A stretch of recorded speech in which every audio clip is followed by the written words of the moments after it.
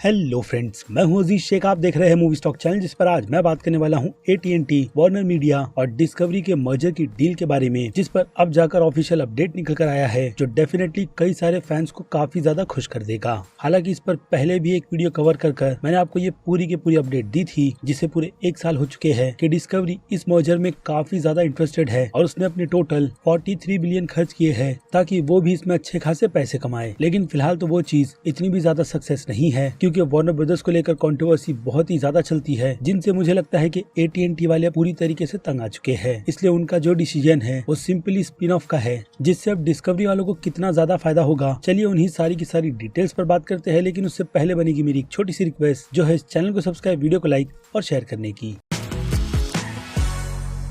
तो फ्रेंड्स, जो इसके पहले की पूरी डील की डिटेल्स थी, उसके वीडियो का लिंक आपको ऊपर दिए गया है बटन पर दिख रहा होगा, जिसे देखकर आप ये समझ सकते हो कि असल में डिस्कवरी इस डील से क्या हासिल करना चाहता था। हालांकि वो चीज AT&T के रहते बिल्कुल भी पॉसिबल नहीं थी, क्योंकि AT&T वालों के पास वार्नर मीडिया के टोटल 71% के शेयर थे और डिस्कवरी वालों के पास बाकी बचे 29% के, जिसमें देखा जाए तो ऑब्वियसली जीत AT&T वालों की ही होती है। यानी कि जो कोई भी डिसीजन वार्नर ब्रदर्स में लिए जाते हैं, उसकी पूरी की पूरी जिम्मेदारी AT&T वालों की है। और इन 4 सालों में उनकी तरफ से मार्केट की जिस तरीके की भी स्ट्रेटेजी को निकाल कर रखा गया है, अगेन कंटेंट के ही नाम पर, उसका रिजल्ट तो आप सभी को पता है कि इससे कंपनी को कितना ज्यादा लॉस हुआ है। हाँ, मैं यहाँ पर बात HBO Max पर एक ही दिन में रिलीज होने वाली बड़ी फिल्मों की कर रहा हूँ, जिसे HBO Max के साथ साथ थिएटर्स में रिलीज किया जाता, और इससे HBO Max को थोड़ा बहुत फायदा तो हुआ ही है, लेकिन साथ ही साथ बहुत बड़ा लॉस भी, जिसे रिकवर काफी टाइम बाद किया जा सकता है, वो भी तब जब HBO Max पर भी कंटेंट देखने के लिए सब्सक्राइबर्स के नंबर काफी ज्यादा रहेंगे। लेकिन अब मुझे लगता है कि इसका पूरा का पूरा फायदा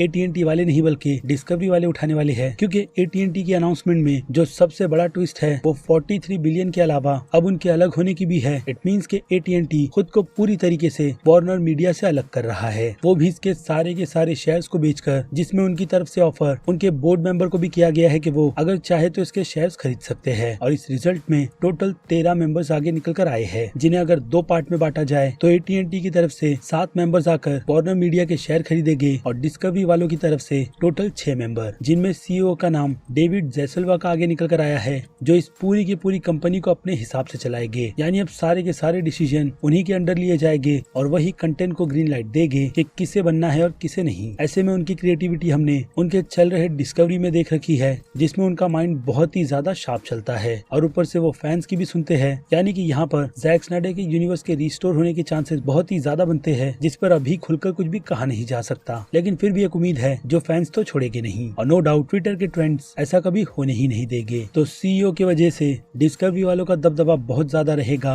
AT&T के बाकी दूसरे 7 मेंबर्स का बिल्कुल भी नहीं। यानी कि कंटेंट जीता है, और यही बिल्कुल सही भी है, क्योंकि अगर देखा जाए तो AT&T कंटेंट के हिसाब से नहीं बल्कि पैसों के हिसाब से ही सोचती है कि उन्हें कितना प्रॉफिट कौन से बिजनेस में हो रहा है। और दूसरी तरफ बात करें डिस्कवरी की, तो उनकी सोच हमेशा अलग अलग कंटेंट लाने की ही रही है, जिस पर वो लोग इसी तरीके से आगे इस बड़े मर्जर के बाद भी करेंगे। और अब सवाल निकल कर आता है कि ये मर्जर कब होगा। वेल, तो उसकी भी कंफर्मेशन इसी साल के मिड तक की कर दी गई है, यानी कि अप्रैल और जून के बीच की, जिसके बाद पूरा का पूरा वार्नर मीडिया ही बदल जाएगा। यानी कि अभी जिनके पास पावर्स है वार्नर ब्रदर्स में बैठकर डिसीजन लेने की, और हाँ DCEU के यूनिवर्स को भी चलाने की, उनके सारे के सारे पावर्स उनसे डेफिनेटली छीन लिए जाएंगे और पूरी तरीके से अंडर डेविड जैसलवा के आ जाएंगे। जिस बारे में अब आपकी राय मुझे कमेंट में चाहिए कि आपको क्या लगता है, इस बड़े से मर्जर के बाद वार्नर ब्रदर्स सुधरेगा भी या नहीं, उसे लेकर तो कमेंट करना बनता है। क्योंकि अब वक्त है वीडियो को यहीं पर खत्म करने का। मैं हूं अजीज शेख, आप देख रहे थे मूवी स्टॉक चैनल, जिसे अगर आपने अभी तक सब्सक्राइब नहीं किया है तो सब्सक्राइब कर लीजिए और बगल में बने हुए बेल आइकन के साथ साथ नोटिफिकेशन को भी ऑल पर क्लिक कर दीजिएगा। बाकी अब मैं मिलता हूं जल्दी आपसे दूसरी किसी वीडियो में, किसी और फिल्म या फिर किसी और सीरीज के टॉपिक पर बात करते हुए। तब तक के लिए आप मेरे चैनल के बाकी दूसरे वीडियोस को भी एंजॉय कीजिए। Till then,